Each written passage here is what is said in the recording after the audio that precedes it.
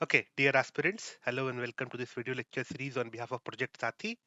I am Dr. Animesh and we are continuing our discussion on the topic of offenses against human body. And this is a continuation of our two lectures earlier about homicide.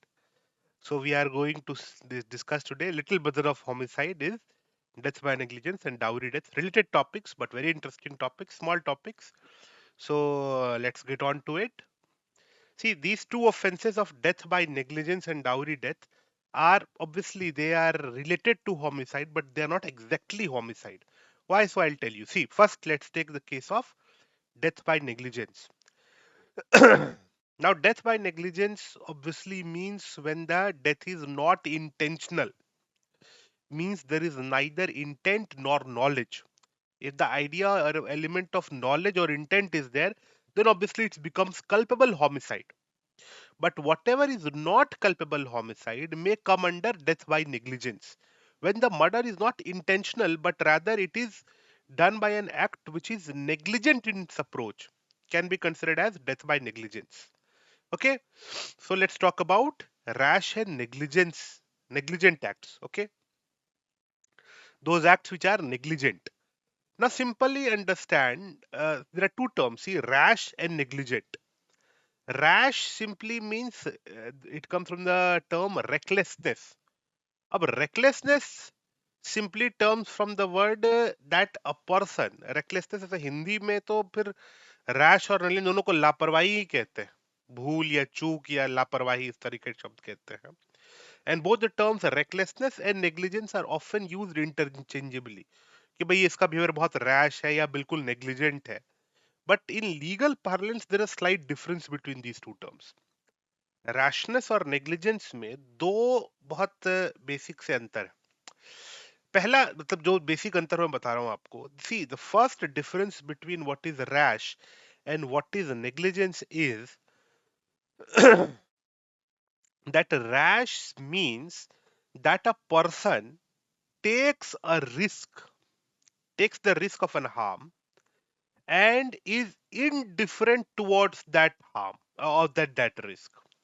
Rash का मतलब होता है बच्चों जब आप indifferent हो जैसे कि आपको पता हो कि जो आप कर रहे हैं वो बहुत खतरनाक है लेकिन यू आर अनमाइंडफुल और इनडिफरेंट टुवर्ड्स कॉन्सिक्वेंसेस है ना there is a if I can summarize this particular behavior in word once it is the people who say देखी जाएगी you know what happens happens के सिरा सिरा you know whatever happens means you are unmindful of the consequence you are not bothered with the consequence like or you are thinking that I will avoid those consequences like a crowded street mein you must have seen people driving like in a zigzag way they know that there are risks involved those who drive rashly they know that the risk is there but they are unmindful of the consequence in the sense कि अरे जो होगा देखा जाएगा कोई tension नहीं this is the behavior of rash act sometimes people without thinking about the consequence use firecrackers in situations in poor situations similarly people sometimes fire gunshots at wedding harsh firing कहते हैं उसको तो जो गोली चला रहा है शादी में वो क्या कर रहा है उसको पता है खतरनाक है firing a gun is a dangerous act but he says that either he is indifferent towards the risk कि अरे क्या होगा कुछ भी नहीं होगा और he thinks that he can avoid the risk इस समझ रहा है कि मैं कोई बहुत बड़ा फैंटम हूं तो एक ऐसा एक्ट ही कर रहा है the act that the person is doing is inherently dangerous and he is simply either unmindful of the danger he is indifferent towards the danger अरे कुछ नहीं होता or even if he is not unmindful of the danger he thinks that he will be able to avoid that danger the people who do stunts है ना मौत की कुएं में गाड़ी चलाते हैं क्या करते हैं उनको पता खतरनाक एक्ट है but they are saying okay fine no problem है ना so that is some what we call rash act and inherently and you're unmindful of the consequence whatever happens है ना when you take a risk without actually knowing what the risk is or what will happen what can go wrong okay Negligence, on the other hand, simply means that you have done something which is an ordinary act. कुछ भी आप act हो सकता है, वो कोई जरूरत नहीं dangerous act हो inherently, but you do not exercise proper care and caution. Now, a human is required to have some degree of caution in every act that he does. जितने भी काम करता है एक इंसान, उसमें सब में उसको कॉशियस रहना पड़ता है ना। जैसे obviously when we drive we have to be cautious if you are dealing with anything. If I am in my house at right now, I am exercising certain cautions. Wherever you are, आप कुछ cautions रखते हैं। जैसे कि gas cylinder पर काम करना है सबको, हम लोगों को, पर आपने नॉब खुली छोड़ दी। This is what we call negligence.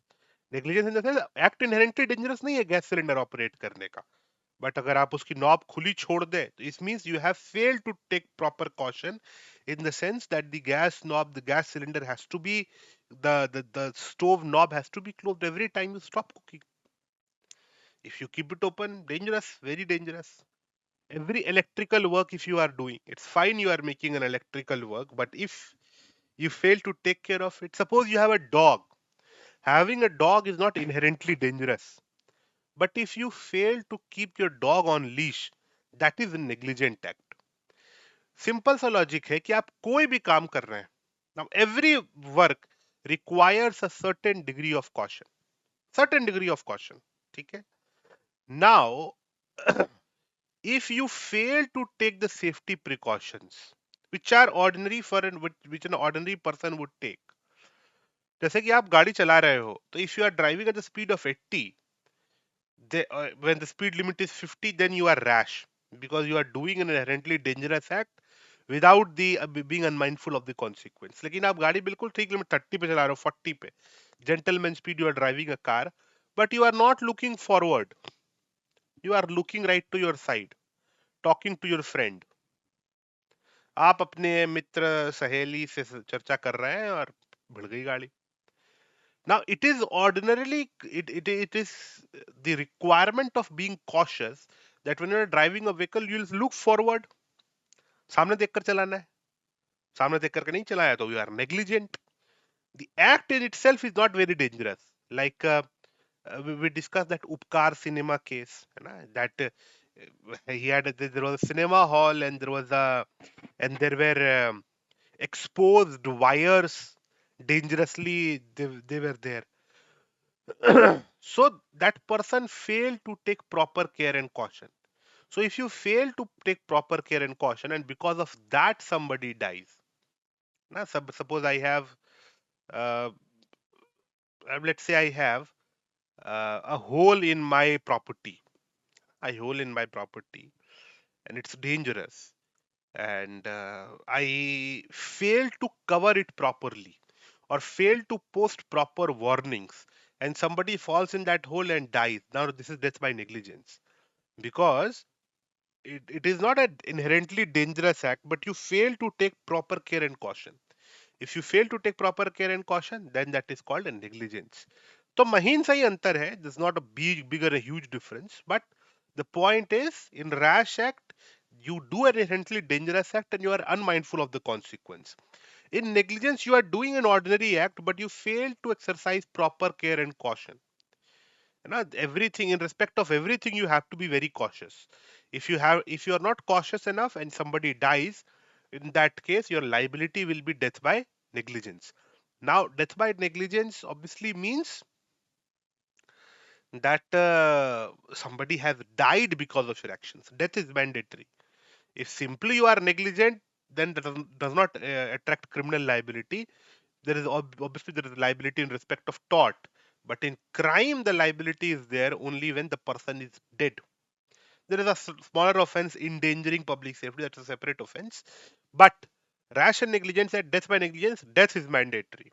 Okay, so if you cause the death of the person by your rash or negligent act while the act being unintentional, if it's intentional or you had knowledge, then it will go by the way of culpable homicide. But if it's not culpable homicide, in the sense that you were merely rash or negligent, somebody has died, there will be punishment. The punishment for rash and negligent act is 5 years. Generally, it is 5 years if you have caused the death of someone. But if the act or the negligent act is done by a medical practitioner while doing a medical procedure, the punishment is lesser. It's 2 years only. You can ask me, sir, why it is so? काय के लिए medical practitioner की liability कम क्यों है भाई? तो medical practitioner की liability इसलिए कम है क्योंकि obviously medical practitioners have to make decisions by split seconds.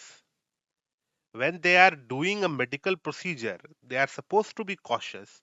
But obviously, the state of medical facility in India is very problematic in the sense that the doctors are few, but the medical cases are in huge numbers. So जितने हमारे पास doctors हैं वो बहुत कम है जितने doctors हमको चाहिए उसकी तुलना में. And that is why we have very few doctors, so doctors are overworked. Everywhere the doctors are overworked and they work in very problematic conditions. So until unless a doctor is clearly negligent, and uh, if the doctor is negligent, even if the doctor failed to do something that an ordinary other doctor would have done, still the punishment is 2 years. And the reason for reduced punishment is that because the doctors face very harsh working condition across the country. उनकी working condition इतनी खतरनाक है, इतनी difficult है कि to expect 100% precision from them at every point of time is very difficult. So they might make a mistake. So if they make a mistake, the punishment is lesser, especially in medical procedures where the line between negligence and a mistake and a negligence is very thin. Doctor ने गलत तरीके से injection लगा दिया, patient को दिक्कत हो गई. Obviously doctor is also human, he can make mistakes, but for a doctor the the whole standard that we have is very high because of people's life is involved. So many times you see that people attack doctors, or the doctors their life is threatened because of something happens to the patient. So that is the case. That's why lesser punishment is there. Then we have a very new this is also a new provision in the BNS. Then the motor vehicle accidents.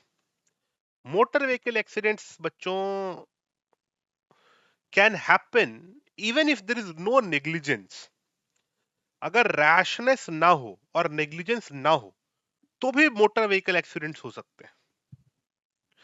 And motor vehicle accident के लिए provision जो है, that is a new provision and a very important provision, is that if the driver of a motor vehicle hits a person or he is involved in a motor accident and he escapes from that place, वो वहां से भाग गया without informing the police or any lawful authority, in that case the person will be punished for a imprisonment up to 10 years. 10 साल की imprisonment हो सकती है. अगर आप किसी को, देखिए आपकी टक्कर हो गई, perfectly all right, you should stop and you should give help to the person that is hit by your car or your vehicle. That is the first thing that is expected. But again, sometimes it is very difficult for the person to stop because there is a risk of lynching. वो भीड़ खड़े हैं, आप किसी को टक्कर लग गई, अब ऑब्वियसली गलती जो है, people generally blame the driver of the vehicle. If there is a four wheeler and two wheeler is hit, then वो है, but truck ने किसी फोर व्हीलर को टक्कर मार दी तो गलती ट्रक वाले की. Obviously the person with a bigger vehicle is always considered guilty. So there is a fair risk of being lynched. सड़क पर पीट देंगे, गाड़ी में आग लगा देंगे. तो at that time it is fine for a person to escape. अभी रिसेंटली ट्रक ड्राइवर्स ने इसका बड़ा उपद्रव, बहुत सारा विद्रोह किया था कि ऐसा प्रोविजन ला रहे हैं. But the provision is not very cruel. It allows you to go away from that place. But this much you can do is to inform the police authorities immediately. है ना, आप जाए अगले जो पुलिस चौकी, पहला पुलिस वाला मिले, आप उसे बता दें, फोन है आपके पास, 100 नंबर डायल करें, बात करें. This much you can do. And if you fail to do this minimum thing, You simply, in order to avoid liability, you escape from there कि हमको पता ना चले कि हमने टक्कर मारी है. And if that person dies or something happens, then you are liable for 10 years of imprisonment. So we say it hit and run. So if you have hit someone, then your liability depends on whether you are rash or negligent. अगर आप rash or negligent होंगे तो आपकी liability बनेगी. But if you stop and you help that person, then the liability even might be mitigated. हो सकता है आपको और कम punishment मिले. But if you run away, then even if you are not at fault, सामने वाला आपकी गाड़ी के आगे jump कर गया. Suppose the person jumped in front of your vehicle, and then even if you run away, if you escape, in that case your liability will be 10 years. Because do not do hit and run. Just that is not permissible in law. If you have hit someone, if you have been involved in an accident, the first the first thing you can do is immediately approach the police authority, local authority, and get help to that person. If you have no threat of being lynched, you should help that person yourself. If you have this threat, you go to the police authority, call the police authority, identify yourself, you tell them your details and everything, and then only you will escape then you will not be punished for your action. If actually you were not rash or negligent, 10 साल की punishment है भाई अगर hit and run हो गए. Hit होने पर फिर बच्चों अगर आप रैश और नेग्लिजेंट हो तो पनिशमेंट होगी वरना नहीं भी होगी. पर हिट एंड रन कर गए तो आपकी गलती थी या नहीं थी, irrespective of the fact whether you were rash or negligent or not, you'll be punished 10 years of imprisonment if you ran away. So do not run away. If somebody is hit by your vehicle, go ahead, report to the police, report to the doctors. If you are in a position to help that person, please do help that person. And I don't think that okay, I'll be involved in court cases and it will go long and what will someone. No, don't do that. Help the person. Be a human first. So that is the message of our parliament by this particular amendment. Okay, moving on. Dowry death. Dowry death is a very interesting provision. Now, dowry is a very controversial topic, but what constitutes dowry? There is a Dowry Prohibition Act of 1961.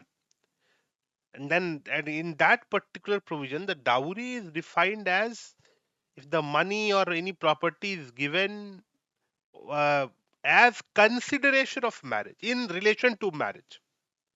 In relation to marriage means when the marriage or when the happening of marriage or the continuation of marital relationship is contingent upon payment of money, then it becomes dowry.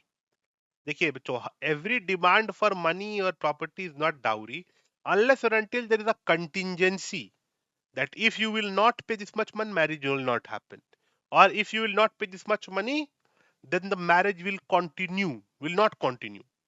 तो बच्चों, dowry marriage के पहले भी हो सकती है, marriage के time पे भी हो सकती है, उसके बाद भी हो सकती है. It can happen before the marriage, at the time of marriage, after marriage as well.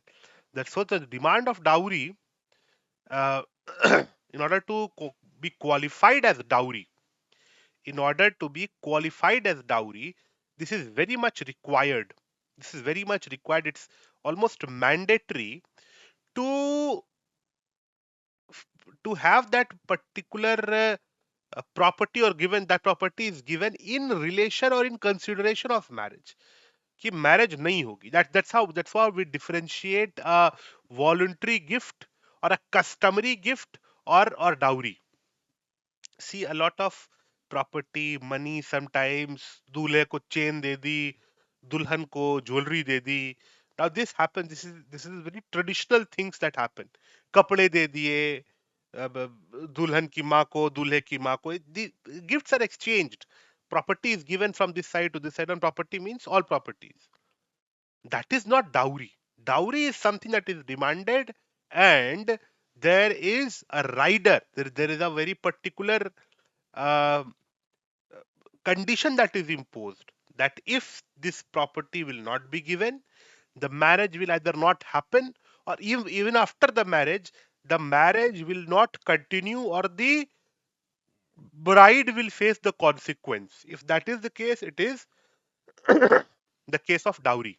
If that is the case, that is the case of dowry. else everything is not dowry. That is how you differentiate between traditional gift.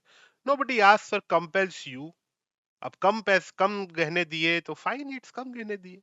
लेकिन if you say this much gold is not given, the marriage will not happen, that becomes dowry. Okay, even after marriage there are customary payments. Suppose my sister gives birth to a child and I go and I give gift to my sister, and I bring gifts to my brother-in-law, I bring gifts for my niece. It happens everywhere, right? If my sister gives birth to a child, I am supposed to, as a mother, maternal uncle, I must go and give gifts. Even when my niece will get married, I'll go and bring gifts to her. That is very traditional. And obviously, the property or the money or the jewelry or whatever I will give, that is not dowry, because the payment and the marriage of my sister are not interrelated. Those are customary payments. That is why it's not dowry. Now, obviously, there are more nuances to it, but something we should leave something for the law school, right? Although law school Dowry Provision Act is not properly taught. Uh, in family law, it should be taught. I definitely teach that in family law. Now, objective of this provision, dowry death is a very interesting provision. Now, bachcho, there is a specific problem because of which this provision has been enacted. Now, 50 to 40 years back, when the problem of dowry is reducing, and with the education of the girls becoming more independent, the idea of dowry is becoming more and more obsolete. But when this problem was at peak, the situation was that many married women were killed because the because dowry was not paid. Bride burning, that was a problem in our society. That ना बहू को जलाकर मार दिया and all. There were frequent cases like this in front of our system. And what used to happen in those cases? See, if a woman dies, now before anyone gets the opportunity to actually question that death, that she has been killed, obviously the in-laws, those monster, the dowry, those greedy monsters, made it they planned the death of their daughter-in-law in such a way that it looked like an accident. ना आप अक्सर देखते होंगे kitchen में खाना बनाते वक्त जल करके किसी डॉटर इन लॉ की डेथ हो गई. A daughter-in-law dies while cooking in the kitchen because that pallu or the sari of that girl catches fire, and whatever, and number of methods were used. And even before anybody gets to question what has happened, the first thing that they used to do is immediately cremate the wife, that girl. Immediately she has died, and even before her family comes, and obviously the transportation or communication was not as fast as it is today. So the women used to be cremated immediately. And the moment she is cremated, it is next to impossible to obtain a conviction of murder, because the reason of death is not clear, and obviously there cannot be autopsy. Especially amongst Hindus, when the person is cremated, there is no way to know how that person died. You cannot exhume the body from the grave as in like America or England, whatever happens. They have this idea of exhum that the body can be taken out of grave. That does not happen here. We cremate ashes. You cannot actually find the cause of death from ashes. So in that case, that became a huge problem for all of us, or for the country. It became a huge problem that it is very difficult to get conviction for murder for those greedy in-laws who used to kill their daughter and cremate. Now, second thing that happens is, because of this problem, we have enacted this provision of dowry death. Now, dowry death has a presumption of law, and presumption of law means that in order to punish somebody for dowry death, the requirement that we discussed in culpable homicide is not required to be proved. Culpable homicide में जो क्या proof करना पड़ता है? Causes death, whosoever causes death, that has been caused with an intention of causing death, with an intention of causing bodily injury. And those things have to be proved in the court of law. And for proving death in that way requires a dead body or requires witnesses, and that is often not no those witnesses and those the dead body is often not there in the case of the dowry death. So we have created a presumption of law. Presumption of law in the sense presumption of law का मतलब ऐसा है बच्चों कि जो चीज नहीं भी है उसे हम मान लेते हैं, that is the meaning of presumption, कि हम मान करके चल रहे हैं कि भाई ऐसा ऐसा ऐसा हुआ। तो क्या प्रिज्यूम करते हैं बच्चों हम लोग, वो हम लोग अभी नेक्स्ट स्लाइड में देखेंगे। Yes, ingredients, what is required to be proved. Now see, the provision for dowry death says that if a woman, if a married woman obviously, dies within 7 years of marriage and she has died by burns, injury, or otherwise in suspicious circumstances, to say simply the reason of her death is not clear, and it is proved that she was treated with cruelty in respect of demand of dowry, means dowry was asked from her and she is dead, then the law presumes that the people who were asking dowry from her, they killed her. The girl might have died because of some other reason as well, but the law will presume that if she died within 7 years of marriage and she died in suspicious circumstance and she was subjected to cruelty in respect of dowry, means the dowry was demanded from her, in that case the people who asked her for dowry, those are the people who have killed her. This is presumption of law. Law presumes. Now what is the point of this presumption is very simple. पहला तो बच्चों देखते हैं ingredients है, within 7 years of marriage. Why 7 years of marriage? Now this limit of 7 years of marriage is there because the position of a married woman gets strengthened in her marital home over a period of time. इसके दो logic है। पहला तो यही है कि भाई कोई दहेज लो भी 7 साल नहीं रुकेगा शादी से दहेज मांगने के लिए। They will immediately ask for dowry, they'll start torturing her, and they'll not wait for 7 years. 7 years is a long time. Sometimes they take dowry and they kill the so that their boy can have another wife and all. But 7 years is a long period of time. Then, with the passage of time, the this position of a married woman gets strengthened. When she's a new bride, obviously it is difficult for her new home and everything. But with the passage of time, her position, with the birth of the children and everything, her position gets strengthened. Even so that after 30 years, when her own daughter-in-law comes, she, instead of becoming oppressed, instead of being an oppressed, she becomes the oppressor. Most of the cases of dowry death or cruelty, the prime accused is mother-in-law. Mother-in-law was also married to that family at some point of time. She was also an outsider to that family. She was a new bride, but now her position is so strong that she is in a position to harm the new bride. That position, so that is a change that comes. Okay, see, all of us, you are all 17, 18 years old. Now, if suppose your father asks dowry from your mother, what do you think? What will be the reaction? Not only he'll not get dowry, he might not even get food for the night. He might not get even dinner.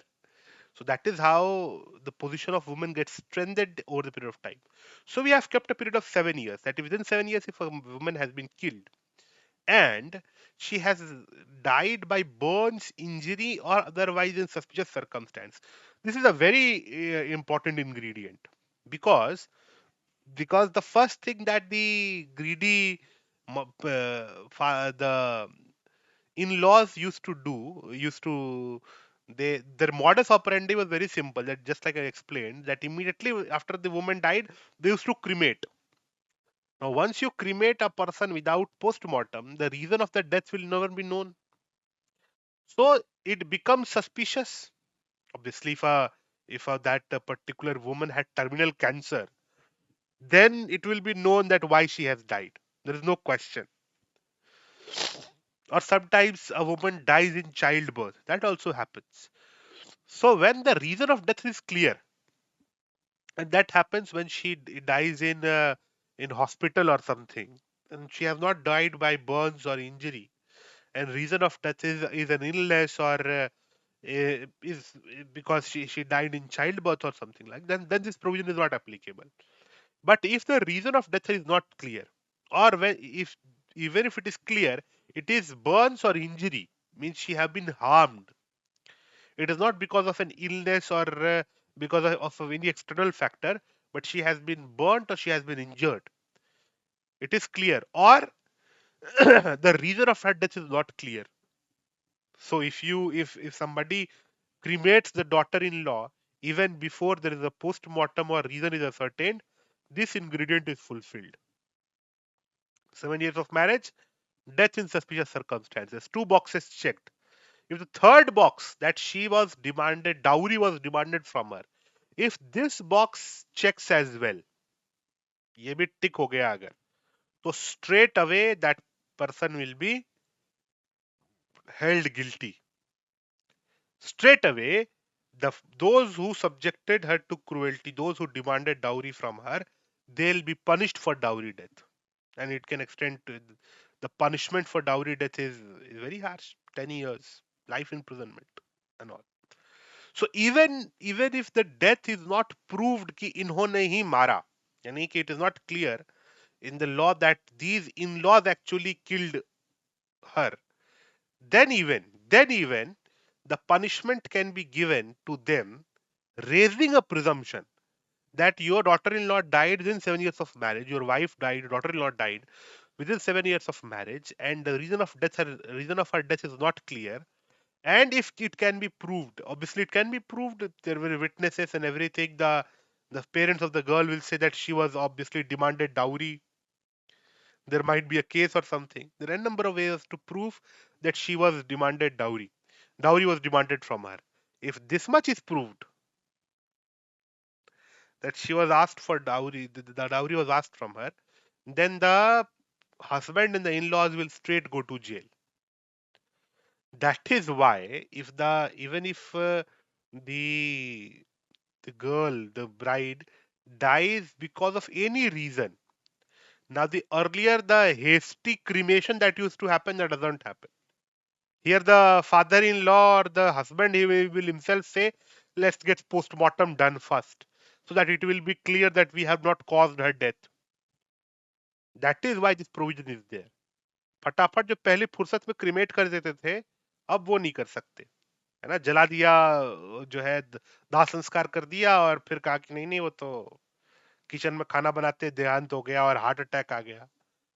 No, no, no, no. Now you will preserve her dead body so that there can be a post-mortem, so that the doctor can certify no, this was heart attack.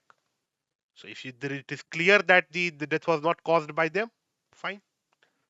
If the reason of death is clear and it is not burn or injury, in that case, this presumption will not be applicable.